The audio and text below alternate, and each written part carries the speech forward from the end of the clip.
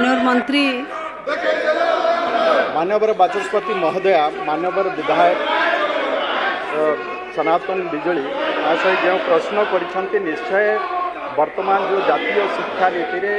द्वंद्वामूलक शिक्षा को गुरुत्व दि जाती प्रकार आज आम चलित वर्ष भी आम 498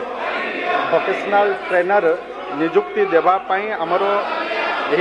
एवं राज्य में प्राय 1550 विद्यालय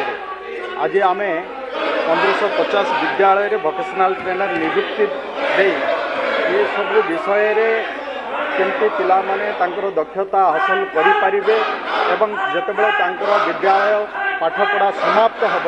ता परवर्ती समय रे से माने निजक निजे कौन एक कार्य नियोजित करें और स्वावलंबी हो पारे से सरकार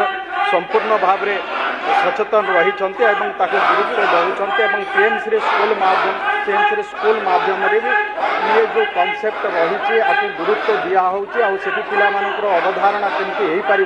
ये सब विषय पीएमसी उत्सव माध्यम भी ये सब विषय को प्रदर्शन भी करा।